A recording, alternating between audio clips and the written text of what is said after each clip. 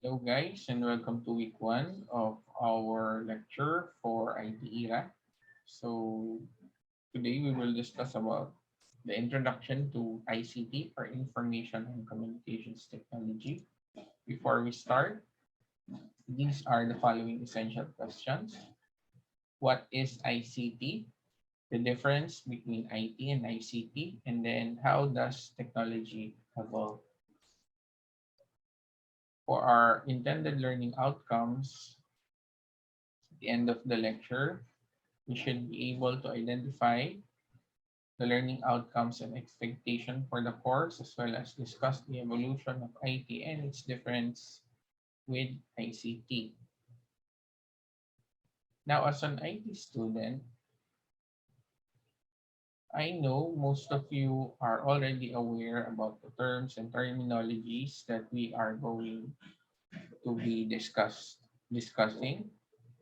However, this is just a brief preview of the lessons that you have had since you were in senior high. So we are not expecting to be doing anything that is hard or is new to you. So I expect being an IT student for each and every one to be able to comprehend the terms. But if in case you have queries or questions, you could drop your question or message me in our official Discord channel. So do not be afraid to ask anything about our lesson for today. So let us begin. ICT and overview. When we say technology, presently includes advancement in communications and how information is handled, enabling governments, organizations, industries, and ordinary individuals to improve their decision making, business processes, and everyday living. ICT, or Information and Communications Technology, relates to the technologies that facilitates the transfer of information and various types of electronically mediated communication. That is according to SUPO 2012. So we have here the ICT hierarchy by SUPO. So under ICT, we have economic development, economic sector, the education, and business or IT. So under economic development, we have mobile signal infrastructure, mobile devices. Under economic sector, goods, related services, digital economy. Okay. So under them, we have availability, access, crisis and disease management, as well as our IT devices. Under education, we have skills and competencies, devices and tools, pedagogies, and then we also have here our IT devices. Under business and IT, we have architectures and devices. We have network support system, and again, our devices. Um, if you are looking at the diagram, you may notice that the common factor among all of them are the computer or IT devices that is used in order for us to function or give out the purposes of each and individual sectors under ICT. Belongingness hypothesis. Baumeister and Lilly in 1995 states that people have a basic psychological need to feel closely connected to others, that caring, affectionate bonds from close relationship are a major part of the human behavior. Okay. Now, belongingness. How does it relate to ICT? When we have discussed the meaning of ICT earlier, we are basically connecting IT with communications. So how does the concept of belongingness relates to that? If you will closely notice, under ICT, we communicate through IT. Okay, that can be considered as one of the meaning of ICT. We communicate through technology. Communicate in the sense that data is passed from one recipient to another, and data is received by one recipient to another. Okay. We as a human being needs to belong. Okay. If you remember the saying, no man is an island, we cannot live alone. We need others. We need other people to tell us that we have done something good or we have done something bad. Okay. The perfect example would be what is happening right now in social media. Notice that people are very concerned about what other people are saying about them, what other people are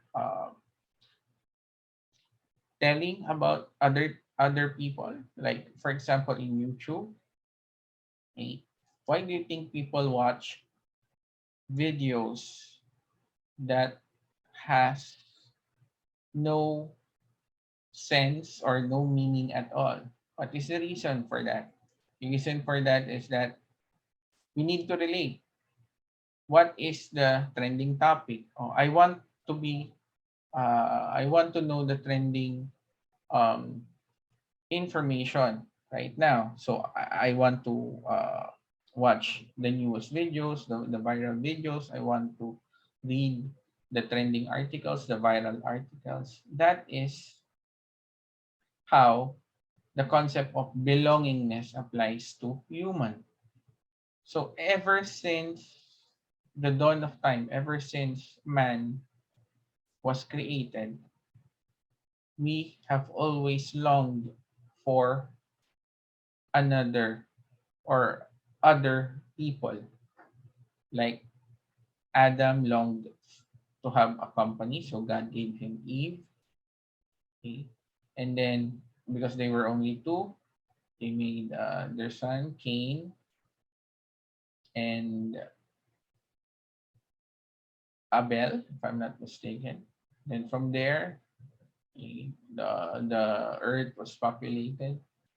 So we need others to survive. We need others to live, and we need to belong to that group of others. ITU, International Telecommunication Union, conducts an annual study on the prevalence of ICT around the world. ICT Development Index. It includes quantitative indicators regarding ICT access, usage, and skills in different regions and countries. So we have here the access, sources, the use, sources, skills, and okay. So we will not be tackling that graphs and charts.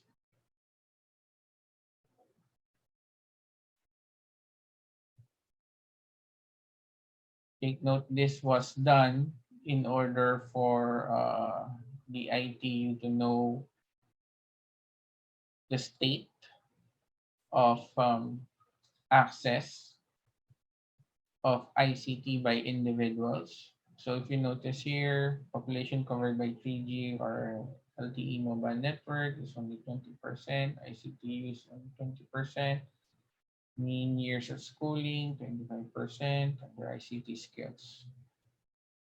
So if I'm not mistaken, this is for the Philippines. IT versus ICT.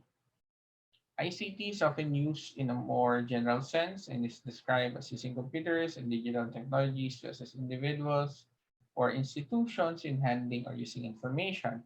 It's a technology that supports activities involving information gathering, processing, storing, and presenting data. Increasingly, these activities also involve collaboration and communication, whereas IT pertains to the industry that involves computers, software networking, and other IT infrastructure that helps relay or manage information important in modern day living as seen primarily in large companies or corporations.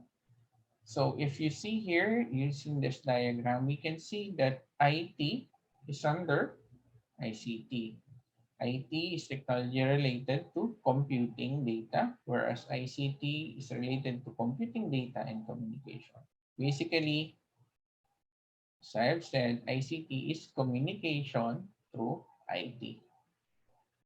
Okay, breakdown of ICT. Difference between data and information. If you're familiar with our lecture in database 1, we know that data is raw. It doesn't have any meaning. It is unprocessed. When you process data, it becomes what? Becomes information. It now has meaning. Okay. Information refers to the knowledge obtained from reading, investigation, study, or research, and regarded as processed data. It is needed to make decisions and to foresee the future. For example, scientists can detect the formation of tsunamis using the latest technology and warn the public to avoid disasters in the affected area. For us, when we say knowledge, it is processed information. It helps us fulfill our daily tasks. Okay. So what I'm saying right now is information. But when you use that information, when you process that information, it becomes knowledge. So for example, even though I'm saying this particular lecture, if you do not process it in your brains, in your mind, you will obtain no knowledge. Okay, that is the simplest explanation for data, information, and knowledge. Knowledge is used to predict tomorrow's weather and decide if there is a need to bring an umbrella. It can also be used to analyze the stock market and check which company is worth investing in. Communication. It is the act of transmitting messages in which information is exchanged between individuals through verbal and nonverbal means. Meaning to say, we could communicate using audio, we can communicate using vision, just like, for example, sending messages via email or private messages in social networking sites or by writing. In these prehistoric days, humans communicated through signs or symbols as evidenced by cave paintings and drawings, rock art, stone carvings, and the likes. Okay, so this is hieroglyphics. And then prehistoric people usually paints or writes on the walls of caves to convey messages, sometimes to record information. When face-to-face meeting is not possible, long-distance communication or virtual communication is now common and easy through the use of smartphones and computers with internet access. Technology, the evolution of technology, human rationale. The concept of technology always starts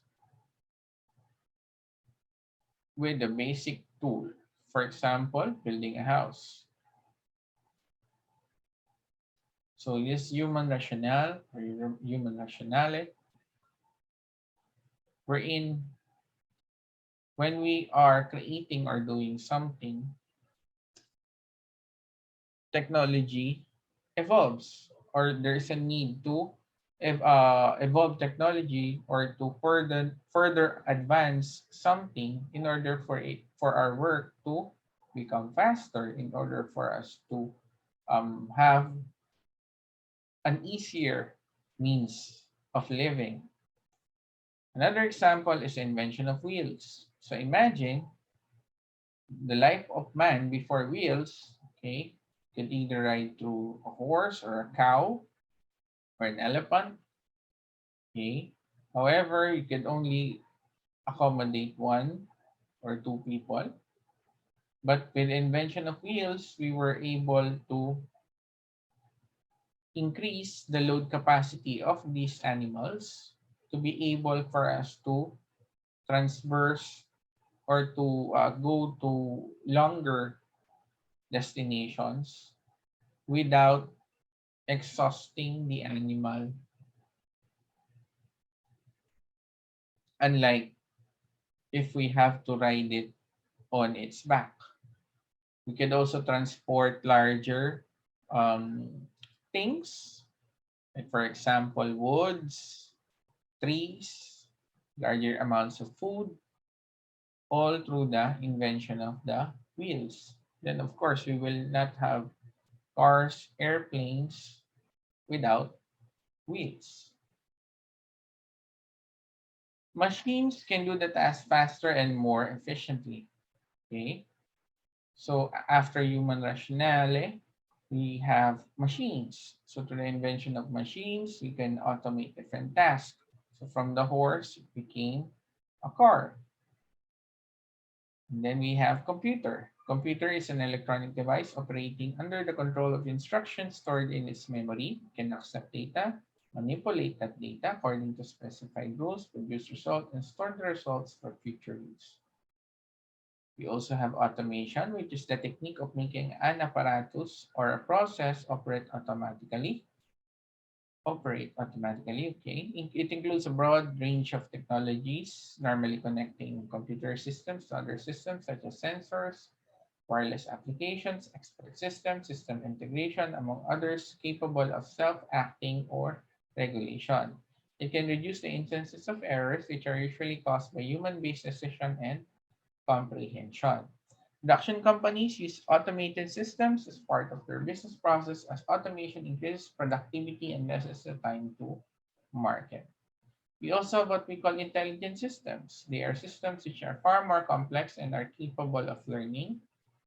This is where the concept of artificial intelligence comes in. For example, our intelligent car, which are capable of driving and parking by themselves. Brief history of computer. We have five different generations of the computer. The first generation is from, okay, I think we got this wrong. So from, we'll edit it first. Okay. So first generation is from 1951 to 1958 using vacuum tubes. Second gen is 59 to 65 using transistors. 65 to 71 is the third generation using ICs or integrated circuit. Fourth gen is 71 to 80 using microprocessor. And fifth generation is 1980 onwards using artificial intelligence. First generation computer is an example is the ENIAC or electronic numeric integrator and calculator. The first electronic computer developed in 1946 by Presper Eckert and John Mauchly from the University of Pennsylvania, financed by the United States Army as a modular computer composed of several panels capable of performing different functions. However, it could store only limited or small amount of information and only do arithmetic operations such as addition and subtraction of up to 10 digits. The computer was roughly 167 square meters in size and weighed 27 tons. First generation computers use vacuum tubes. So this is the example of the ENIAC.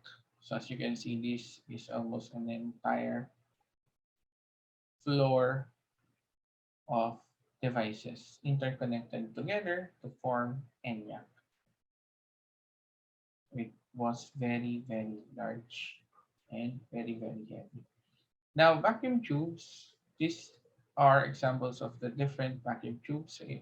We can have vacuum tubes that um, looks like a soft drinks bottle. We can also have vacuum tubes as big as this one, almost half a human.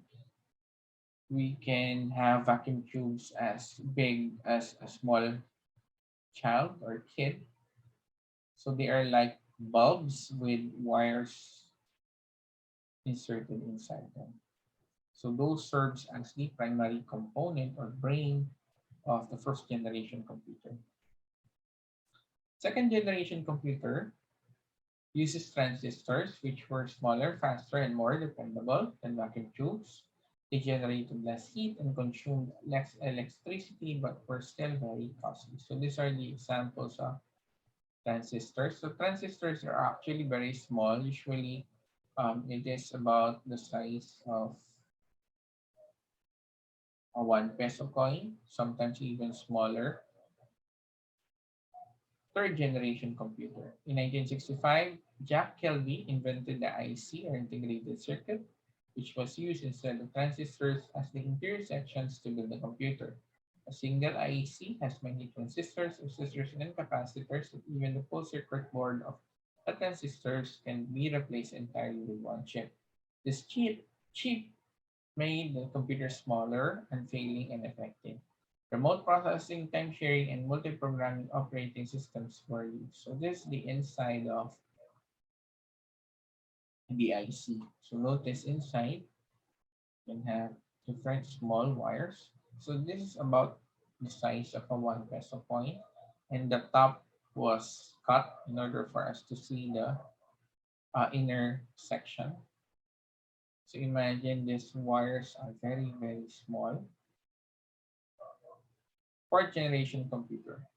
Very large scale integrated circuits or VLSI were used to build computers. They have around 5,000 transistors and other circuit elements with their connected circuits on a single chip known as the microprocessor. So these are again the transistors, and then the second picture is an early example of a microprocessor. This is the great grandfather of the earliest or of the the earliest form of microprocessor. And then this is the microprocessor that you may be familiar now. Okay. But basically they are the same. This one is just more advanced and it fits billions of different components on just one particular microprocessor alone. Okay. Fifth generation computer. The VLSI technology has evolved into what we call the ultra large scale integration technology, with the manufacture of microprocessor chips having 10 million electronic components inside. It involves computer intelligence associated with AI, natural language, and expert systems. The newest processor that are created today, embedded in your mobile phone, embedded in your laptops, they actually and embedded in different major parts actually possesses um, separate components, separate microprocessors that is specialized with AI, natural language, as well as expert systems. So imagine a processor inside the processor that helps the processor in different functions, just like a human being. So we have the brain, we have the heart, we have our internal organs, which processes different functions. Components of computer, we have the IPO or input process output and storage. So IPOS, okay. The storage interacts with the processor for inputting and outputting data. We have the hardware, pertains to the computer's physical devices, can be any part of the computer that can be seen and touched, consists of interrelated electronic devices used to manipulate the computer's operation, input devices, and output devices. For the input devices, we have the keyboard, the most common input device accepting letters, numbers, and commands from the user. We have the mouse.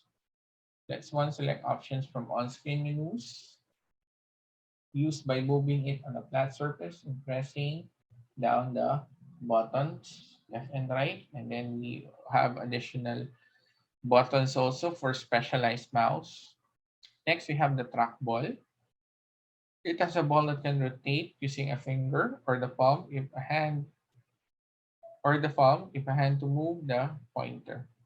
Now, this is actually a mouse with a trackball. So you could also find devices with just a trackball. So don't get confused if this is the entire trackball. No, this is the red one is the trackball. Okay. This one is the actual trackball. Okay.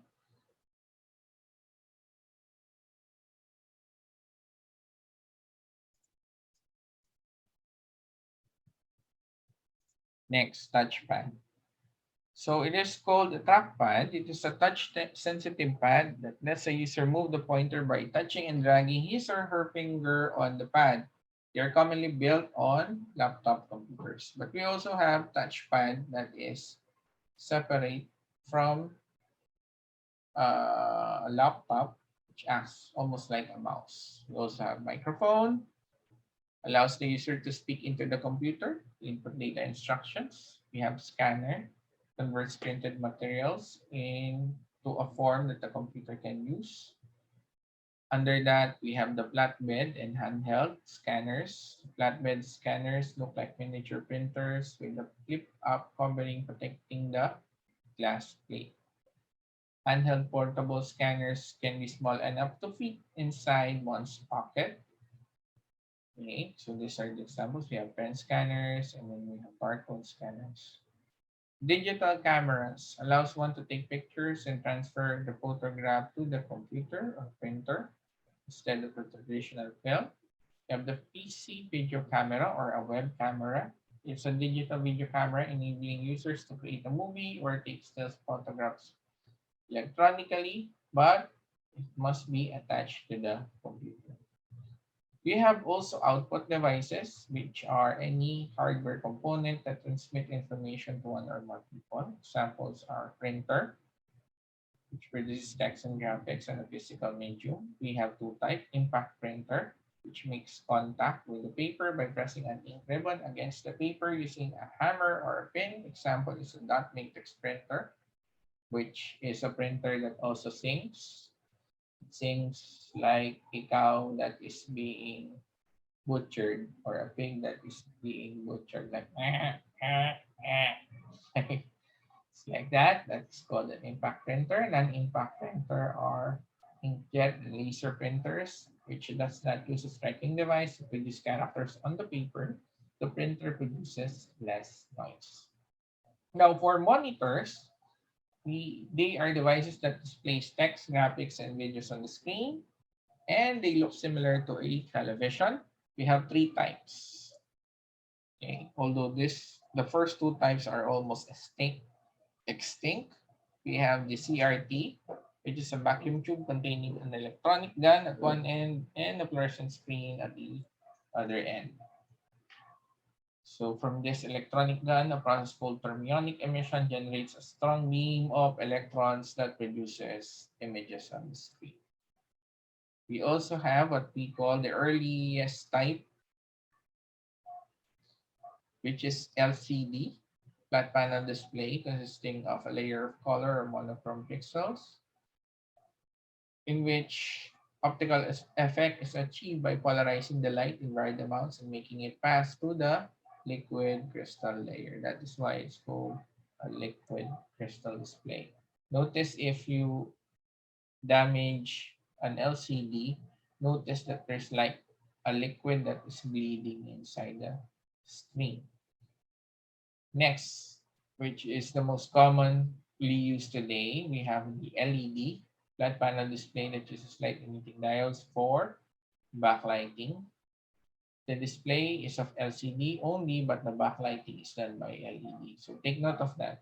And LED is actually also uses an LCD. However, the backlight is LED. So what is the backlight? The backlight is sort of like small flashlights or small bulbs that gives light to your monitor. So in the event that you encounter a monitor that turns on but is very dark, or you cannot, it's almost like it is turned on but the screen is black, most probably the problem with that is the backlight. Okay, so when you say LED, they are LCD monitors, but the backlight is provided by the LED. They are said to use much less power than CRT and LCD. We also have the speaker. Okay, I think you already know what the speaker does. And then this is the most commonly, one of the most commonly wrong term in IT. Okay, what do you usually call this one? Usually call this one as CPU, right? But actually, it's not a CPU. It is what we call a system unit. Okay, it is the computer case or tower which houses the different components of the computer except for the monitor, the keyboard, and the mouse. Okay, usually this houses the components such as storage device, the motherboard, and the CPU. So that's the system. You motherboard.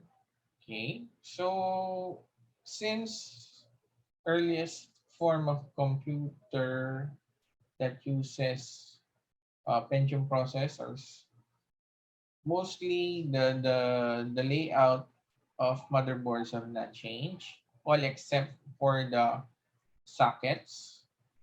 So the sockets tend to become smaller and smaller, particularly the PCI socket or slot, and then almost all the socket or slot for memory are the same except for the length and as well as the groove groove which or the notch. Different memories have different notch. If you open up a memory and then compare DDR1, DDR2, DDR3, DDR4 to DDR5, they have different notches. Okay? You cannot insert it on the interchange it on the slot. They have different voltages and as well as notch. It will not fit. Okay. The slot for the processor have not changed substantially except for what we call the pin and the pinless. If I'm not mistaken, AMD was not using pins before. The pins are located on the board, but right now they followed the same pattern as Intel, whereas wherein the pins are located on the board and then on the sorry, the pins are located on the processor, and on the board there is a slot or there are small holes to place those pin. Okay. Storage devices, a place to hold program files and all related files when they are not in use. A goal is to keep data permanently. Again, what this is one of the most commonly mistaken term in IT. We used to call it what? USB. But to be technically and to have the correct IT term, these are called flash disk or flash disk drive or flash drive, okay, which uses flash storage or small components, ICs, chips inside. We have a hard disk drive, which are becoming less and less prevalent. They are mostly replaced by flash drive nowadays, which we call SSD and NVMe. Of course, this is one of the most obsolete. You can only find this now in games such as PlayStation consoles, Xbox, okay, CDs. Okay, why are computers powerful? Users is anyone who communicates and interacts with the computer and makes a use of information it generates. Speed. In the system unit, operations get done through electronic circuits. When data, instructions, and information drift along the circuits, they travel at incredibly fast speeds. Reliability and consistency. The electronic components in modern computers are dependable because they have low failure rate. The high reliability of components enables a computer to produce consistent results. Accuracy. Computers process large amount of data and generate error-free results, provided the data is inputted correctly and the instructions work properly. Data is inaccurate, the resulting output is also incorrect. A computing phrase known as garbage in, garbage out points out that accuracy of a computer's output depends on the accuracy of the input. And lastly, communication. The message being transmitted can contain facts, thoughts, perceptions, judgment, beliefs, commands, and even reactions. How do we classify computers? Classify them according to A PC or personal computer, just small single user computer based on a microprocessor. A personal computer also has a keyboard for entering data, monitor for displaying them, and a storage device for saving data. Workstation is a powerful single-user computer. It's like a personal computer, but it has more powerful microprocessor and a high-quality monitor. Mini computer. It is a multi-user computer capable of supporting from 10 to hundreds of users simultaneously. Mainframe, a powerful multi-user computer capable of supporting hundreds or thousands of users simultaneously. This is an example of a mainframe. Supercomputer is an extremely fast computer that can perform millions of instructions per second. Example is NASA's Pleiades supercomputer that has 245,000 plus CPU cores and a memory of 935 terabytes. Specialized computer classification. We have desktop PCs, computers designed to be placed on a desk, not normally made of few different parts. Laptops are battery-powered computer devices whose portability makes them possible to use almost anytime, anywhere. We also have tablet computers, handheld computers with touch-sensitive screens, smartphones, handheld telephones, which can do things that computers can do. Wearables, it includes fitness trackers and smartwatches that can be worn throughout the day. We also have smart TVs. Okay, they are also considered computers because they have applications, they have operating systems, they have memory, they have processors. Okay. Digital age, information age, and computer age. They are used interchangeably. They capture ubiquitous nature of computing and the prolific use of technology in almost all aspects of human activity, such as that digital interaction is a defining characteristic of human activity. It is a period in human history characterized by the shift from traditional industry to information technology based economy brought by industrialization during the Industrial Revolution.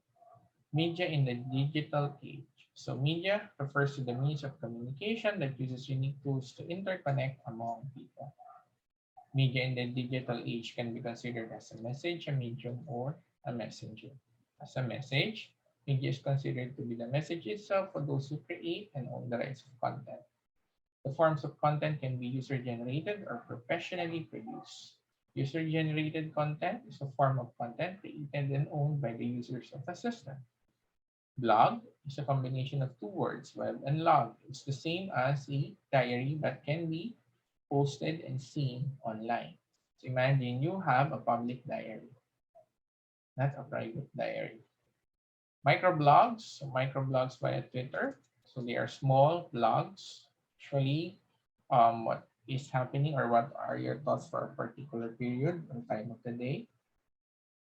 And we have blogs or vlogs, such as TikToks and YouTube. Medium refers to the tools used in sending message from the source to the destination. For example, professionals send messages to the audience, such as news anchors delivering the news on TV and or radio. Social media has become an avenue for information dissemination, even taking over news sites and bringing the latest or up-to-date content. Messenger is the one who delivers the message. That is why broadcasters, for examples, being the messenger of news, are called media. In the digital space, however, does the media also refer to social network users who create content themselves but are not professional journalists? The demarcation line between them are somewhat blurry. So take note, we have the message or the actual content, we have the medium, which are the tools used, and we have the messenger, which are the ones who deliver the message. Okay. Evolution of media. 15th century woodcut printing. So long before the printing press, in order for people to produce images or text, what they do is they carve out on the material, usually wood, they put them in ink, and then they put it on a media such as canvas or a paper. So they do that manually. So imagine if you want to, for example, make a book, which is pretty heavy on the images, you have to make wood carvings first. Sometimes they also use metals. And then from there, you will have different, you need to stamp them or mark them on a canvas or a paper one by one. Now, in 1436, the Gutenberg printing press was developed by Gutenberg, so it was able to automate the printing or the manual printing of books. Okay, so this is the example of the Gutenberg printing press. So although there is still human interaction, you were able to automate the putting of the ink as well as the putting it, of the paper on the front and on the back side. 1800s, the telegraph. So the telegraph is through the use of short and long sounds. We were able to send messages from different parts of the world or different regions of the country. 1900s is the broadcasting and recorded media. Immediate uploads of photos taken through smartphones. We also have community websites for buy and sell. Have news sites to get stories. Overview of current trends. When we say trend, they refer to something hip or popular at a certain point in time. It can be a particular style in fashion, device, or entertainment. A new trend may always come along to replace the old one. There are seven major trends. We have the IoT and smart home technology, which has been trending since 2006. Vision has evolved due to the convergence of multiple technologies. It includes wireless communication, data analytics, machine learning, and hardware technologies such as sensors, microprocessors, and microcontrollers. We also have augmented and virtual reality.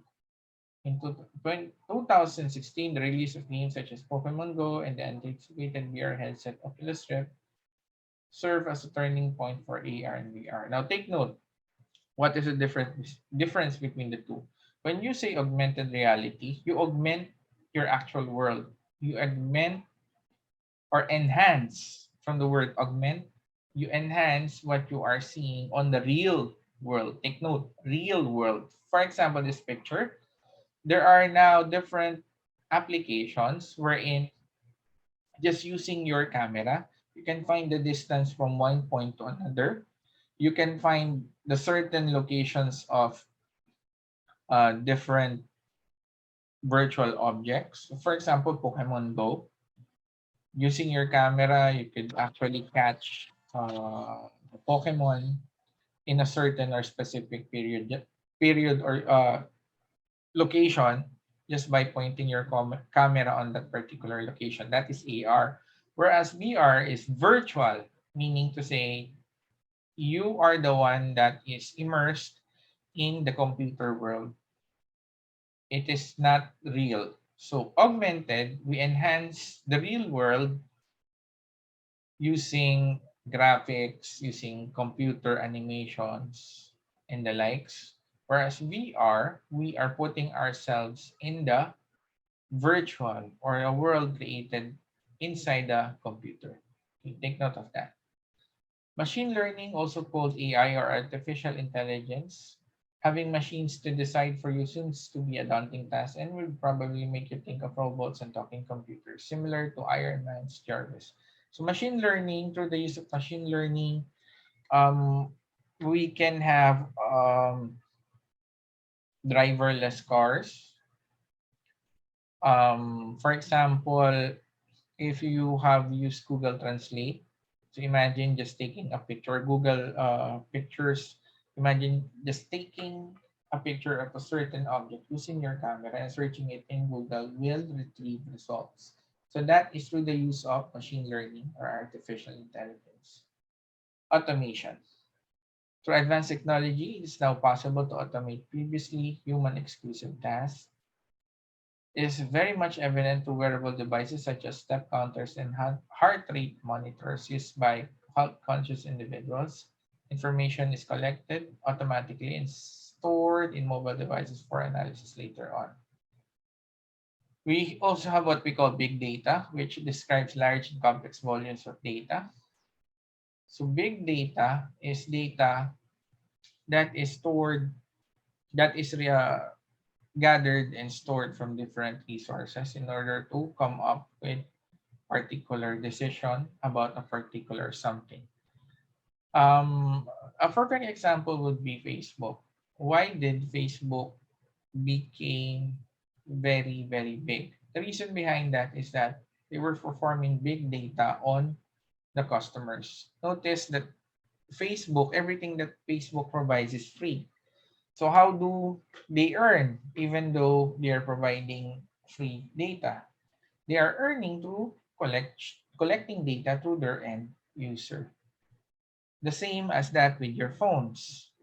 The same as that with social media sites. They collect data. Physical digital integration. Identify their physical elements and create digital data for more efficient operation and backup. Everything on demand. Due to the prevalence of network connectivity, it is possible to have information on demand. Music, movies, and even drivers are made available through the apps and smartphones. Impact of ICT on individuals, organizations, and society. So positive, improve access to education, access to information and communication, as well as security. Negative, reduce personal interaction and physical activities, job loss or increase in unemployment, as well as security. So notice the positive side and the negative side all involve security. Why? When you do something inside IT or inside ICT, it leaves behind a footprint that even though that particular data is deleted, it is always stored and there is always a means of retrieving that data. So we need to be very careful. Ethical issues in ICT. Number one, plagiarism. It is an act of theft in which a person copies other person's ideas and pass them off as his own. Those who committed such actions may lead to serious legal and ethical defilements. Okay, exploitation. It is an action in which one deals with a person dishonestly, unethically, or dishonorably, taking advantage of the letter's work or resources. Libel can either be an insult, slur, or slander. Software piracy refers to the act of installing or copying a software into the computer in the absence of an end user's license agreement and or producing a copy disregarding the copyrights. So that is all for this week. Thank you guys and see you again soon.